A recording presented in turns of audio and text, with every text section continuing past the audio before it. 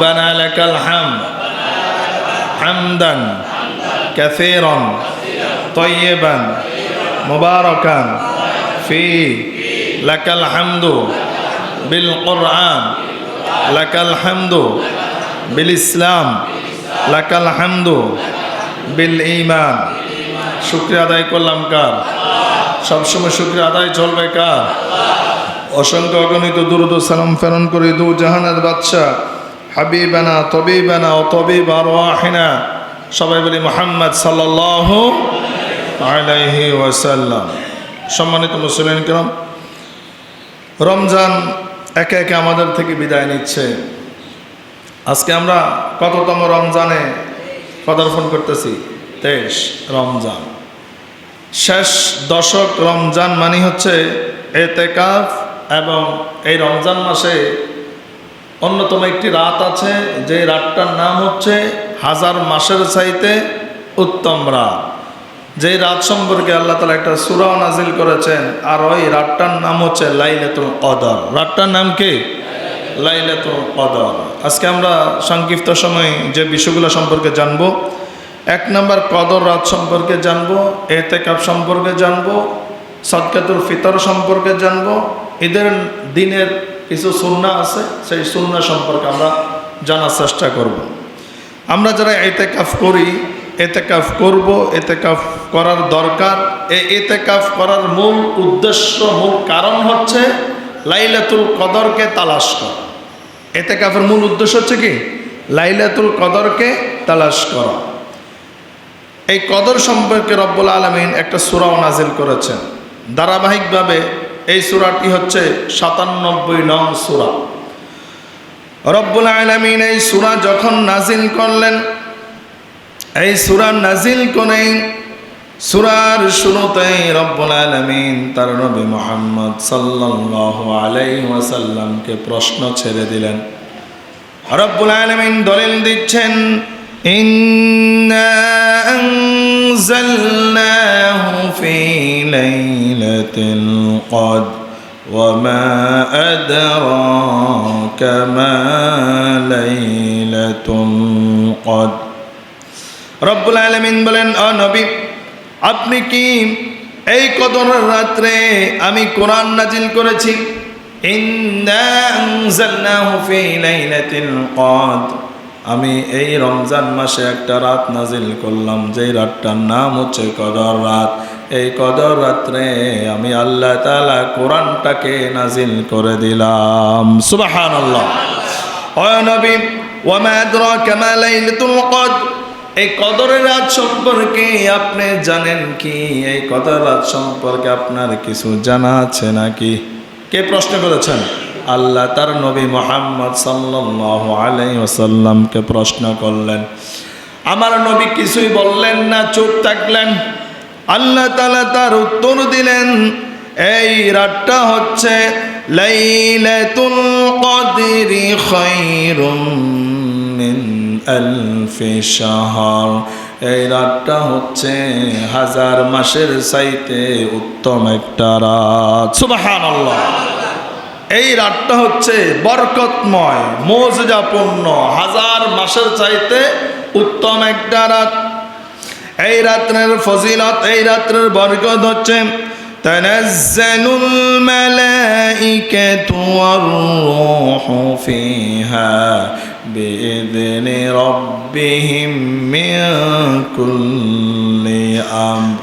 এই রাত্রে সালাতুল মাগরিব থেকে শুরু করে ফজর পর্যন্ত যারা দাঁড়িয়ে দাঁড়িয়ে সালাত আদায় করবে, কোরআন তেলাওয়াত করবে, জিকির আজকার করবে, ইবাদত বন্দেগী করবে, দান সাদকা করবে, ওই আল্লাহর বান্দা বান্দীদের জন্য আসমান থেকে জিবরিল আমিন সহ যাকে যাকে দলে দলে ফেরেশতা জমিনের মধ্যে নেমে আসে, ওই ফেরেশতারা ইবাদতকারীদের মাগফিরাতের জন্য দোয়া করে। সুবহানাল্লাহ। যারা ইবাদত করবে, নামাজ পড়বে, রোজা সাদাকা করবে, কোরআন তেলাওয়াত করবে, জিকির আজকার করবে, তাদের মাগফিরাতের জন্য, তাদের গুনাহ ক্ষমার জন্য আল্লাহর কাছে ফেরেশতারা কি করবে? দোয়া করবে, মাগফিরাত কামনা করবে। আমরা যদি প্রশ্ন করি আল্লাহকে, আল্লাহ এই ফেরেশতারা কতক্ষণ পর্যন্ত মাগফিরাত কামনা করবেন, কতক্ষণ পর্যন্ত তারা ইস্তেগফার করবেন? রব্বুল আলামিন বলছেন সালামুন হিয়া হাত্তা মাতলাইল ফজর। রব্বুল আলামিন বলেন মাগরিব থেকে শুরু করে ফজর পর্যন্ত তারা মাগফিরাতের কামনা করে। সুবহানাল্লাহ। এজন্য সেই রাত্রে আমাদেরকে ইবাদত বন্দেগী করার দরকার আছে না নাই? কথা বলেন। এই লাইলাতুল কদরটাকে তালাশ করার জন্য আপনার আমার নবী মুহাম্মদ সাল্লাল্লাহু আলাইহি ওয়াসাল্লাম রমজান মাসে ইতিকাফ করেছিলেন। কি করেছিলেন? ইতিকাফ করেছিলেন। এই সূরাটা নাজিল করার পূর্বে আল্লাহ রাসূল সাল্লাল্লাহু আলাইহি ওয়াসাল্লামের কাছে বনি ইসরাইল সম্প্রদায়ের এক ধনী বুজুর্গর প্রসঙ্গে বলা হয়েছিল, যেই ধনী বুজুর্গ 1 মাস নয় 2 মাস নয় হাজার হাজার মাস তিনি কাফের ইহুদি খ্রিস্টানদের বিপক্ষে যুদ্ধ করেছেন একত্ববাদ আল্লাহর জন্য। সুবহানাল্লাহ বলেন। বনি ইসরায়েলের জামানায় এমন একজন সাহসী, এমন একজন শক্তিশালী বীর পুরুষ ছিলেন যার নাম ছিল সামউন। নাম কি? নাম ছিল সামউন। 1 দিন 2 দিন নয়, 1 মাস 2 মাস নয়, হাজার হাজার মাস সেই কাফের ইহুদি খ্রিস্টানদের সাথে যুদ্ধ করেছিল। কি করেছিল? যুদ্ধ করেছিল। যখন সে যুদ্ধ করেছিল, যুদ্ধ করতে করতে কাফের ইহুদি খ্রিস্টানরা যখন তার সাথে লড়াই করে যুদ্ধ করে, যখন পারে না, যখন তার উপরে অতিষ্ঠ হয়ে গিয়েছে, এই কাফেররা তখন চক্রান্ত করতে শুরু করলো। কাফেররা একসাথে হয়ে তখন সামউনের স্ত্রীকে চলে বলে কৌশলে তাকে লোভ দেখাইতে শুরু করলো। জোরে বলুন নাউজুবিল্লাহ।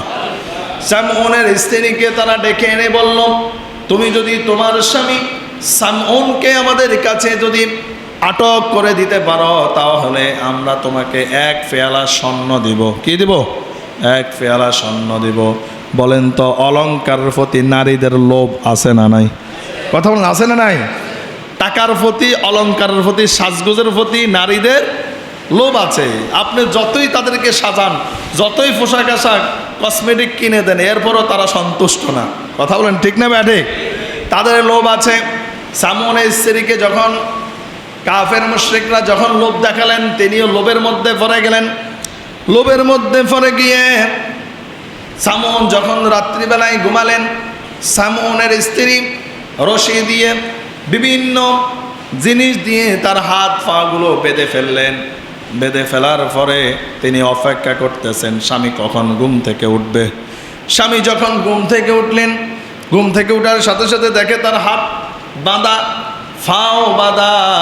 এই বাঁধন দেখে তিনি যখন একটু শক্তি ব্যবহার করলেন, সাথে সাথে এগুলো ছিঁড়ে গেছে। কি হয়ে গেছে? এগুলো ছিঁড়ে গেছে, এগুলো খুলে গেছে। স্ত্রীকে জিজ্ঞেস করলেন, ও আমার প্রাণের স্ত্রী, আমার হাত পাগুলো কে বেঁধে দিল? স্ত্রী বলল, আমি তো বাঁধলাম। কে বেঁধেছে? আমি বেঁধেছি। তখন সামউন তার স্ত্রীকে প্রশ্ন করে, কেন বাঁধলা? বলল, স্বামী, আমি আপনার শক্তিটাকে পরীক্ষা করার জন্য আপনার হাত পাগুলাকে বেঁধে দিলাম। জোরে বলুন নাউজুবিল্লাহ। আসলে কি শক্তি পরীক্ষা করার জন্য? শক্তি পরীক্ষা করার জন্য বাঁধে নাই। যখন তিনি খুলে ফেলেছেন, সামউনের স্ত্রী কাফেরদের সাথে আবার যোগাযোগ করলেন, আমার স্বামীকে আমি বেঁধে দিলাম, কিন্তু সে শক্তি দিয়ে সব কিছু ছিঁড়ে ফেলেছে, খুলে ফেলেছে। এরপরে কাফেররা লোহার শিকল দিল। কি দিয়েছে? লোহার শিকল দিয়েছে। এই শিকল দিয়ে বাঁধার জন্য তাকে সেই লোহার শিকল দিল। পরের দিন যখন তিনি ঘুমালেন, আবার তিনি কি করলেন? স্ত্রী তার হাত পা গুলা শিকল দিয়ে বেঁধে ফেললেন। ঘুম থেকে উঠে দেখে আগের দিনের মতো, পূর্বের দিনের মতো তার হাত পাগুলো শিকল দিয়ে বাঁধা। আবার সামউন অনেকক্ষণ ধরেই শক্তি ব্যবহার করতেছেন। শক্তি ব্যবহার করতে করতে সর্বশেষ এই শিকলগুলা তিনি চূর্ণ বিচ্ছূর্ণ করে দিলেন, বাঁধন ছিঁড়ে ফেললেন। আবারও যখন স্ত্রীকে প্রশ্ন করলেন, স্ত্রী বলল, আমি আজকেও আপনার শক্তিটাকে পরীক্ষা করতেছি। জোরে বলুন নাউজুবিল্লাহ। এখন কাফেরও টেনশনে পড়ে গেছে, স্ত্রীও কি হয়ে গেছে? টেনশনে পড়ে গেছে। লোহার শিকল দিয়ে তারে বাঁধলাম, এরপর সে ছুটে গেল, তার এত শক্তি। এখন কাফেররা একটা বৈঠক করলো, কিভাবে সামউনকে তার শক্তিটাকে কন্ট্রোল করা যায়, কি দিয়ে বাঁধলে সে খুলতে পারবে না। ওই মুহূর্তে শয়তান তাদের সামনে উপস্থিত। জোরে বলুন নাউজুবিল্লাহ। ওই মুহূর্তে শয়তান কি উপস্থিত। এখন শয়তান বলতেছে, তোমরা সামউনের স্ত্রীকে বলো, সামউনের স্ত্রী যেন তার স্বামীকে প্রশ্ন করে, এই পৃথিবীর মধ্যে এমন কোন শক্তিশালী জিনিস আছে যেটা দিয়ে বাঁধলে সামউন খুলতে পারবে না, ছিঁড়তে পারবে না। দেখেন দুর্বলতা যেখানে, সেই জায়গা তার থেকে বের করতেছে। কার থেকে বের করতেছে? ওই সামউনের দুর্বলতা কোন জায়গায়, সেটা সামউন থেকে বের করতেছে। তখন সামউনকে যখন তার স্ত্রী প্রশ্ন করলাম, সামউনের ওই মুহূর্তে মাথার মধ্যে বাবরি ছিল, লম্বা লম্বা চুল ছিল, এমন লম্বা চুল ছিল তার এই মাথার চুলগুলো জমিনে স্পর্শ করত। মানে এত লম্বা লম্বা চুল ছিল। মহিলাদের মতো সেই চুলগুলোকে বেঁধে রাখতেন। ওই যে মহিলারা কি বলে, বেনিনে কি যেন বলে না, এইভাবে বেঁধে রাখতেন। এইভাবে করে তিনি তার মাথার চুলগুলোকে 4 ভাগে তিনি কি করে রাখতেন, আলাদা আলাদা করে বেঁধে রাখতেন, যাতে করে জট না পড়ে। সামউনের স্ত্রী যখন প্রশ্ন করলো, আপনাকে এমন কোন জিনিস দিয়ে বাঁধলে আপনি ছিঁড়তে পারবেন না, ছুটতে পারবেন না, তখন সামউন বলল, আমার মাথার যে চুল আছে, যে গুচ্ছ আছে, এগুলো দিয়ে যদি আমাকে বাঁধা হয় তাহলে আমি ছিঁড়তে পারবো না। আল্লাহু আকবার বলেন। তার মানে তার দুর্বলতা যেটা, সেটা স্ত্রী জেনে নিয়েছেন। স্ত্রী এখন বলল কাফেরদের কাছে। কাফেরদের কাছে যখন বললেন, তখন কাফেররা বলল, ঠিক আছে, আজকে রাত্রে তাহলে তার চুল দিয়ে তাকে তার হাত পাগুলো বেঁধে নেবা। যখন সামউন আবার ঘুমালেন রাত্রিবেলায়, তার স্ত্রী তার মাথার 2টা চুল দিয়ে হাত বেঁধে নিলেন, 2টা চুলের মুঠি দিয়ে পাগুলো বেঁধে দিলেন। সামউন যখন ঘুম থেকে উঠলেন, দেখে তার চুল দিয়ে তার হাত পাগুলো এমনভাবে বেঁধে ফেলেছে, তিনি ছিঁড়তে পারেন না, ছুটতেও পারেন না।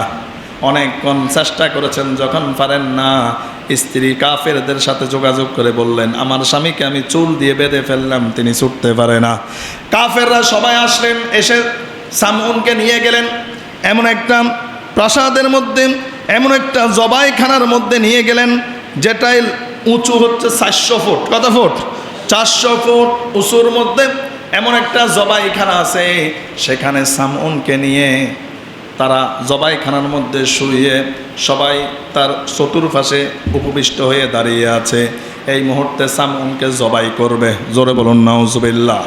সামউন সাথে সাথে আল্লাহর দরবারে হাত তুললেন, ও আল্লাহ, আমি 1000 মাস আপনার একত্ববাদের জন্য এই কাফের ইহুদিদের বিরুদ্ধে যুদ্ধ করেছি।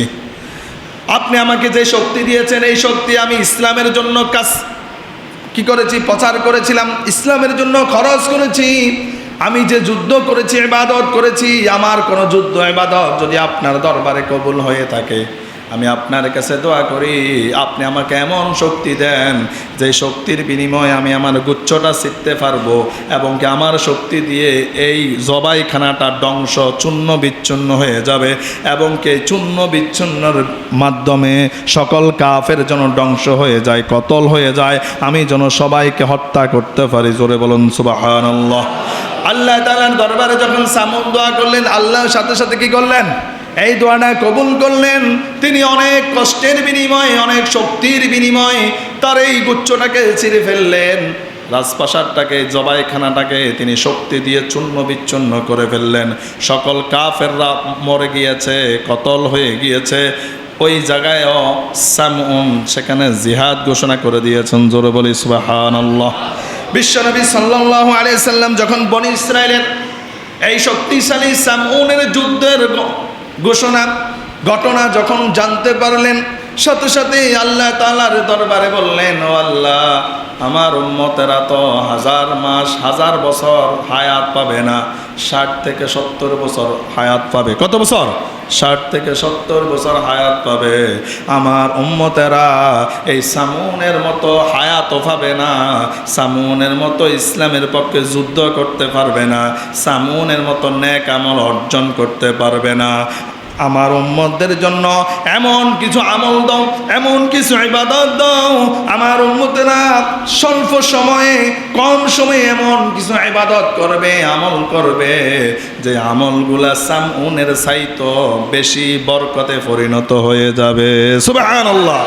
আর তখন যায় আল্লাহ তাআলা এই সূরাতুল কদর, ইন্না আনজালনাহু ফি লাইলাতিল কদর, এই সূরা নাজিল করেন এবং কে কদর রাতটা নাজিল করেন। জোরে বলি সুবহানাল্লাহ।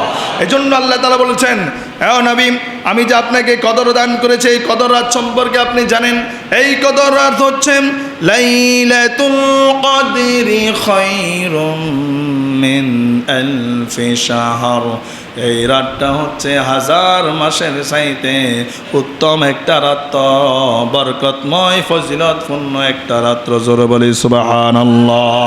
আর এই রাত্রে যারা ইবাদত করবে, এই রাত্রে যারা দাঁড়িয়ে দাঁড়িয়ে সালাত আদায় করবে, কোরআন তেলাওয়াত করবে, জিকির আজকার করবে, দান করবে, সাদাকা করবে, রুহুল আমিন নাযালা বিহি রুহুল আমিন। জিবরিল আমিনের আরেকটা নাম কি? রুহুল আমিন। জিবরিল আমিনের আরেকটা নাম রুহুল আমিন। কোরআনের ভাষায় রুহুল আমিন আল্লাহ তাআলা বলছেন নাযালা বিহি রুহুল আমিন। এই রুহুল আমিন জিবরিল আমিন সহ তানাজ্জালুল মালাইকাতু ওয়ার রূহু ফিহা বিইذনি রাব্বিহিম মিন কুল্লি আমর।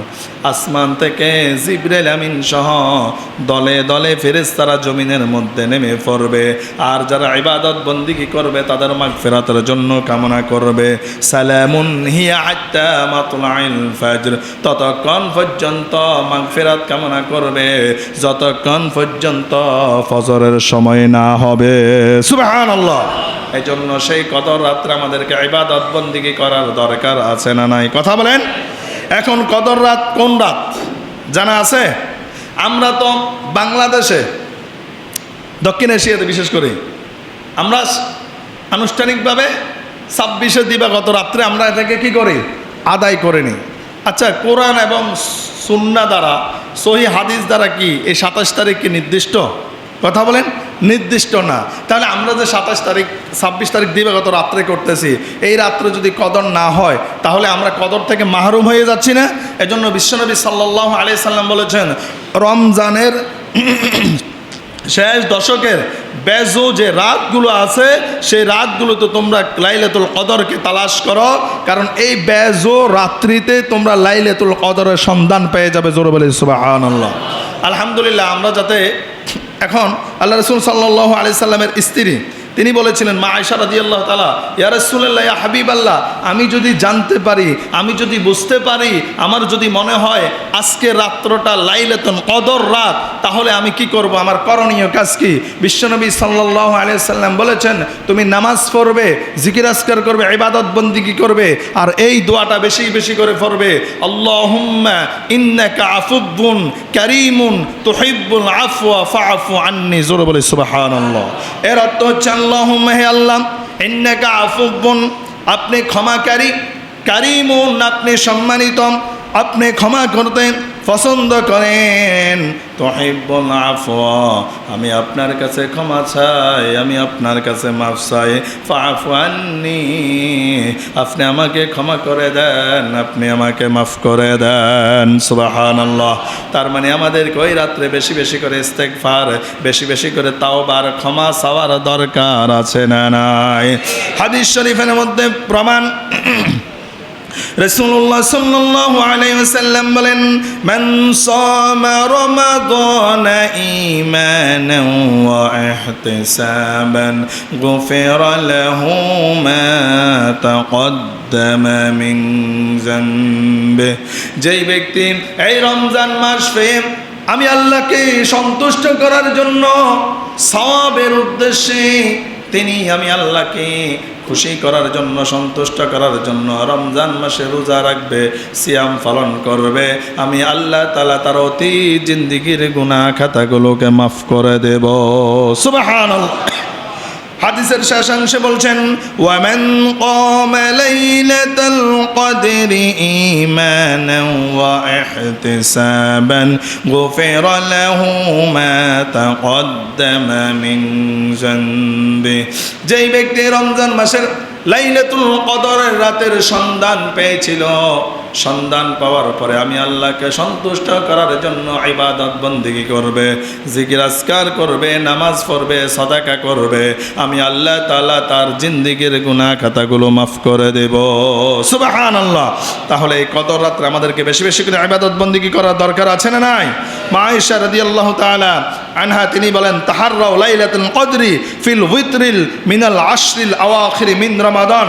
রাসূলুল্লাহ সাল্লাল্লাহু আলাইহি সাল্লাম বলেছেন, তোমরা রমজানের যে শেষ দশকের বেজু যে রাতগুলো আছে, সেই রাতের মধ্যে তোমরা লাইলাতুল কদরকে অনুসরণ করো, তালাশ করো, সেই রাত্রিগুলোতে তোমরা বেশি বেশি করে ইবাদত করো। আর সেই রাতগুলোর মধ্যে একটা হচ্ছে 21 অর্থাৎ 20 তারিখ, 20 রমজান দিবাগত রাত, 20 রমজান দিবাগত রাত, 22 রমজান দিবাগত রাত, 24 রমজান দিবাগত রাত, 26 রমজান দিবাগত রাত, 28 রমজান দিবাগত রাত। রাত আগে আসে নাকি দিন আগে আসে? কথা বলেন, রাত আগে আসে নাকি দিন আগে আসে? অলরেডি আমাদের থেকে কয়টা রাত চলে গিয়েছে? 2টা চলে গিয়েছে।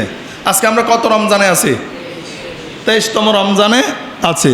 তার মানে এমন হতে পারে গতকালকেও কত রাত যেতেই পারে, এটা আল্লাহ আলাম, আল্লাহ তাআলা ভালো জানে। এজন্য আমাদেরকে বেজো রাত আমাদের বাকি যতগুলো রাত আছে প্রত্যেকটা রাত্রে আমাদেরকে কি করতে হবে? কদর তালাশ করতে হবে। এখন কদর কখন থেকে শুরু হয়? সলাতুল মাগরিব থেকে, রাত যাতে মাগরিব থেকেই শুরু, এই মাগরিব থেকে ফজর পর্যন্ত কদর রাত। সুবহানাল্লাহ বলি। তাহলে আমরা কমপক্ষে 2 রাকাত, 4 রাকাত, 8 রাকাত যতটুকু পারি তাহাজ্জুদের নামাজ পড়বো। কি পড়বো? তাহাজ্জুদের নামাজ পড়বো। যাতে আমাদের মসজিদে জামাতে তাহাজ্জুদের নামাজ হচ্ছে, তাহলে আপনারা যদি এখানে শরীক হন, আশা করি আমাদের থেকে লাইলাতুল কদর ছুটে যাওয়ার কোনো সম্ভাবনাই নাই। কারণ প্রতি রাত্রে আমরা ক্ষমা চাইব। এবার যেই রাত্রে কদর হোক না কেন, আমাদের থেকে লাইলাতুল কদর ছুটে যাওয়ার কোনো সম্ভাবনা নেই। ফের হাজিরিন, তারপরেও যাতে আমরা আনুষ্ঠানিকভাবে বা আশেপাশে সকল মসজিদে 26 রমজান দিবাগত রাত্রে আদায় হয়। আমাদের মসজিদ যাতে পূর্ব থেকে হয়েছে, এই বছরও হবে। আর এই 26 রমজান হচ্ছে সোমবার। কিবার? সোমবার দিবাগত রাত লাইলাতুল কদর আনুষ্ঠানিকভাবে আমরা আদায় করব। এলাকার মুরব্বীদের জন্য দোয়া করব। অবশ্যই অবশ্যই আমাদের প্রত্যেককে মসজিদে আসতে হবে, নামাজ পড়তে হবে, মা বোনদেরকে বলতে হবে, আমাদেরকে রোজা রাখতে হবে। আর যদি আমরা এই কদর রাত পাওয়ার পরেও যদি আমরা নিজেদের জীবন থেকে গুনাহগুলোকে মোচন করতে না পারি, রমজানের মাসে যদি আমরা নিজেদের জীবন থেকে গুনাহগুলোকে যদি আমরা মোচন করতে না পারি, আমাদের চাইতে দুর্ভাগা, আমাদের চাইতে হতভাগা আসমানের নিচে জমিনের উপরে আর কেউ হতে পারে না। আওয়াজ করে বলুন ঠিক কিনা? এজন্য আমাদের অনেকেই দেখবেন মাসালা আছে যে রোজা এক জিনিস, তারাবির নামাজ, কথা বলেন, তারাবির নামাজ আরেক জিনিস। এখন তারাবির নামাজ না পড়লেও রোজা হবে কি হবে না? রোজা হবে। এই মাসালা জানার পরে অনেকে তারাবির নামাজ পড়ে না। কথা বলেন, অনেকে কি পড়ে না? তাহলে রোজাটা আল্লাহ ফরজ করেছে কেন? ইবাদত করার জন্য। রোজা রাখি যদি আপনি নামাজ না পড়েন, আপনার এই নামাজ এই রোজা কোনো কাজে আসবে না। আপনার থেকে রোজা আদায় হবে কিন্তু রোজা কবুল হবে না। রোজা কবুল হওয়ার পূর্ব শর্ত হচ্ছে সালাত আদায় করতে হবে। কি করতে হবে? সালাত আদায় করতে হবে। এজন্য এই অলসতা যদি কেউ করে থাকি, আল্লাহর রাস্তায় এই অলসতা করব না। কারণ আমরা রোজা রাখতেছি আমাদের দেহ থেকে, আমাদের গা থেকে দায় আদায় হোক এটার জন্য না। আমরা রোজা রাখতেছি যেন আল্লাহ তাআলা আমাদের এই সিয়াম সাধনাকে কবুল করে নেয়। কবুল যদি করতেই হয় তাহলে আমাদেরকে নামাজ পড়ার দরকার আছে না নাই? কথা বলেন, আছে না নাই? ফেরা হাজিরিন, এখন আমরা যারা ইতিকাফ করব, এই ইতিকাফ করার মূল উদ্দেশ্য, মূল কারণ হচ্ছে কদর। ইতিকাফ করলাম কিন্তু কদরের নামাজ পড়লাম না। ইতিকাফ করলাম, সারা রাত যদি ঘুমিয়ে ঘুমিয়ে কাটিয়ে দিই, এই ইতিকাফের কোনো মানি হয় না, কোনো অর্থ হয় না। আওয়াজ করে বলুন ঠিক না ব্যাঠিক? ফের হাজিন, বিশ্বনবী সাল্লাল্লাহু আলাইহি ওয়াসাল্লাম এই ইতিকাফকারীদের সম্পর্কে, ইতিকাফকারীদের কিছু করণীয় বর্জনীয় আছে না নাই? আমরা তো এখানে আমাদের মসজিদে ইতিকাফে আছে কয়জন? কথা বলেন। 3 জন, 2 জন মাসুম বাচ্চা। এটা হিসাবে করতে হলে এখনও নাবালক, এখনও কি নাবালক, এখনও গুনাহ কি জিনিস তারা এটা বোঝে না। আমরা শুকরিয়া আদায় করি যে তারা ইতিকাফে এসেছে। এই বয়সে তাদের দৌড়াদৌড়ি করার সময়, এই বয়সে তাদের খেলাধুলা করার সময়, কিন্তু তারা ইতিকাফে এসেছে। কিন্তু আমরা যারা ইতিকাফে আসার দরকার তারাই বাইরে ঘোরাফেরা করতেছি। অন্যান্য মসজিদে আমি আগে যে মসজিদে ছিলাম, এই মসজিদে আপনারা এখনও যদি খবর নেন, গত বছরও প্রায় 20 থেকে 25 জন ইতিকাফে ছিল। একজনকে ধরে আনতে হয় নাই, তারা নিজ থেকে আসছে। তাও একজনকে আপনি ভাবেন না 10 বছরের কম বয়স। তাহলে আল্লাহ তাআলা আমাদেরকে হেদায়েত মনে এই জায়গা দিয়ে মনে আসে নাই। যদি আসতো তাহলে আমাদের মসজিদে এতেকাফের লোক আরও বেশি হইতো। কি হইতো? তবে সামনের দিকে আমরা নিয়ত করব আমরা যাতে এতেকাফে আসতে পারি। যদি আপনি সময় এখনও চান আপনি এখনও আসতে পারবেন। আপনি এতেকাফে চাইলে এখনও আসার সুযোগ আছে। আপনি 10 দিন পারেন নাই, 3 দিনের জন্য হলো আপনি কি করেন? এতেকাফ করেন। এই যে আমরা এতেকাফ করি, এতেকাফ মূলত 3 প্রকার। কয় প্রকার এটা জানেন? এতেকাফ মূলত কয় প্রকার? 3 প্রকার। একটা হচ্ছে এতেকাফে ওয়াজিব, আরেকটা হচ্ছে এতেকাফে সুন্নাহ, আরেকটা হচ্ছে এতেকাফে নফল। এখন ওয়াজিব এতেকাফ কোনটা? আমি নিয়ত করলাম যে আল্লাহ এই বিপদ থেকে যদি আমি উদ্ধার হই, এই স্বপ্ন যদি আমার বাস্তবায়ন হয়, এই বিপদ থেকে যদি আপনি আমাকে বাঁচিয়ে দেন, আমি এতেকাফ করব। একদিন কি করব? এতেকাফ করব। ওই বিপদ থেকে আপনি মুক্ত হওয়ার সাথে সাথে এতেকাফ আদায় করা আপনার উপর ওয়াজিব। যদি আপনি এটা না করেন তাহলে আপনি গুনাহগার হবেন। কি হয়ে যাবেন? গুনাহগার হয়ে যাবেন। সুন্নাহ এতেকাফ হচ্ছে এই রমজান মাসের শেষ দশকে এতেকাফ করা, এটা হচ্ছে সুন্নাহ। কিন্তু যদি জামে মসজিদ, জুমা মসজিদে যদি একজনকেও খুঁজে পাওয়া না যায়, তাহলে ওই এলাকার মুসল্লি এবং কমিটির দায়িত্ব হচ্ছে টাকা দিয়ে হইল যে কোনো একজনকে কি করতে হবে? এতেকাফে রাখতে হবে। যদি এতেকাফে একজনও না থাকে তাহলে পুরো এলাকার সবাই গুনাহগার হবে। যাক, আলহামদুলিল্লাহ আমাদের এখানে যাতে 3 জন অলরেডি আছে, আমরা অন্ততপক্ষে গুনাহের হাত থেকে আল্লাহ আমাদেরকে হয়তো বা বাঁচাবে। তাহলে সুন্নাহ এতেকাফ বুঝলাম। নফল এতেকাফ হচ্ছে আমরা যখনই মসজিদে ঢুকবো, রমজান ছাড়া অন্য সময় আমরা জোহরের নামাজ পড়ার জন্য মসজিদে ঢুকি না, আসর নামাজ পড়ার জন্য মসজিদে ঢুকি না, আমরা যখনই মসজিদে ঢুকবো, ঢুকার সময় আমি নিয়ত করব আল্লাহ আমি এতেকাফের নিয়ত করে মসজিদে প্রবেশ করলাম। তাহলে এতে কি হবে? আপনি যে নামাজ পড়েছেন, নামাজের সওয়াব আপনি পেয়েছেন। যতক্ষণ আপনি মসজিদে থাকবেন ততক্ষণ আপনি অতিরিক্ত এতেকাফের সওয়াব পাবেন। জোরে বলে সুবহানাল্লাহ। এটা হয়তো আমরা অনেকে জানি না, অনেকে হয়তো শুনিও নাই। তাহলে এখন থেকে আমরা যতবার মসজিদে ঢুকবো এই নফলে এতেকাফের নিয়ত করে আমরা কি করব? মসজিদে প্রবেশ করব। এরপরে আসেন, এতেকাফে আমরা হয়তো একটা সময় আসতে পারি, তবে এতেকাফের যে সুন্নাহগুলো আছে করণীয় বর্জনীয় আমাদের একটু জেনে রাখার দরকার আছে না নাই? রাসূলুল্লাহ সাল্লাল্লাহু আলাইহি সাল্লাম বলেন, আস-সুন্নাতু আলাল মু'তাকিফি আন লা ইয়াউদা মারিদান ওয়ালা ইয়াশহাদা জানাজা ওয়ালা ইয়ামাসসা ইমরাআতান ওয়ালা ইউবাশিরহা ওয়ালা ইয়াখরুজা লিহাজা ইল্লা লিমা লা বুদ্দা লাহু মিনহু ওয়ালা ইতিকাফা ইল্লা বিসাওমিন ওয়ালা ইতিকাফা ইল্লা ফি মসজিদিন জামি। জোরে বলে সুবহানাল্লাহ। মা আয়েশা রাদিয়াল্লাহু তাআলা বললেন, রাসূলুল্লাহ সাল্লাল্লাহু আলাইহি সাল্লাম এতেকাফের সুন্নাহ সম্পর্কে বললেন, 1 নাম্বার যারা এতেকাফের মধ্যে আসবে তারা কোনো অসুস্থ ব্যক্তিকে দেখতে যেতে পারবে না। অর্থাৎ আপনি এতেকাফের মধ্যে এসেছেন, হঠাৎ করে আপনার পরিবারের একজন অসুস্থ হয়ে গিয়েছে, আপনি তাকে দেখতে যেতে পারবেন না, তাহলে এতেকাফ নষ্ট হয়ে যাবে। 2 নাম্বার হলো আপনার এলাকার কোনো ব্যক্তি, আপনার পরিবারের কেউ যদি মৃত্যুবরণ করে আপনি তার জানাজার নামাজেও শরীক হতে পারবেন না, তাহলে এতেকাফ কি হয়ে যাবে? নষ্ট হয়ে যাবে। 3 নাম্বার হচ্ছে স্ত্রীকে স্পর্শ করা যাবে না। স্ত্রীর কি করা যাবে না? স্পর্শ করা যাবে না। কারণ অনেক জায়গায় অনেক মসজিদ আছে, বিশেষ করে এগুলো গ্রাম অঞ্চলও আছে, দেখবেন নিরিবিলি একটা জায়গায় মসজিদ, আশেপাশে তেমন কোনো মানুষ নেই, কিন্তু মসজিদের পাশে বাড়ি আছে না নাই? কথা বলেন। তাহলে ওই পুরুষ যদি এতেকাফে আসে আর মসজিদের পাশে যদি বাইরে থাকি, যদি তার স্ত্রী তার সাথে আলাপ আলোচনা করে, তাহলে এতেকাফ নষ্ট হয়ে যাবে। এতেকাফ কি হয়ে যাবে? নষ্ট হয়ে যাবে। এজন্য স্ত্রীর সাথে কোনো সম্পর্ক কি করা যাবে না? রাখা যাবে না, কোনো কথাবার্তা বলা যাবে না, এবং কি যদি সুযোগও হয় তাকে জড়িয়ে ধরা যাবে না। 4 নম্বর হচ্ছে প্রয়োজন থাকুক বা না থাকুক, প্রয়োজন থাকলে মসজিদ হতে বের হবেন, প্রয়োজন না থাকলে মসজিদ হতে বের হওয়া যাবে না।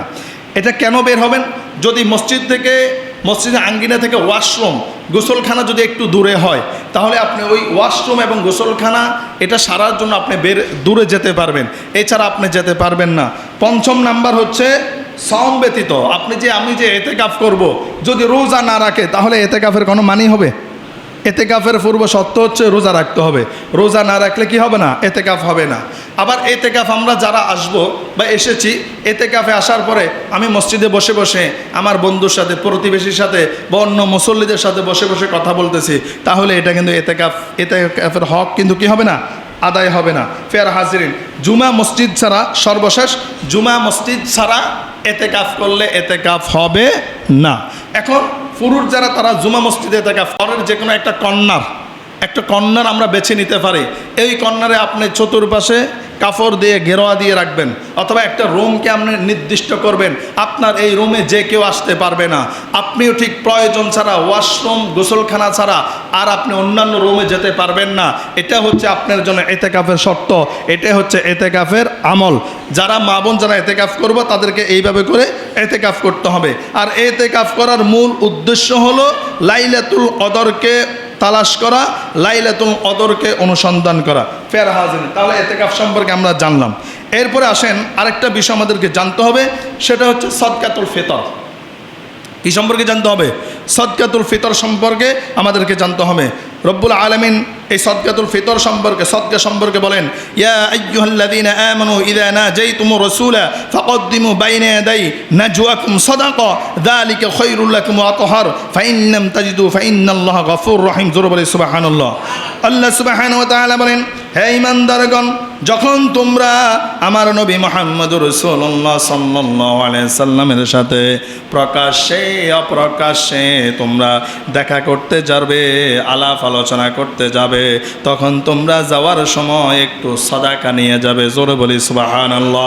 ফাকদ্দিমু বাইনা ইয়াদাই নাজওয়াকুম সাদাকা, তোমরা সাদাকা নিয়ে যাবে। এখন প্রশ্ন হলো, সাদাকা কেন নিয়ে যাব? আল্লাহ রাসূল কি সাদাকা খায়? কথা বলেন। আল্লাহ রাসূল সাদাকা খায় না।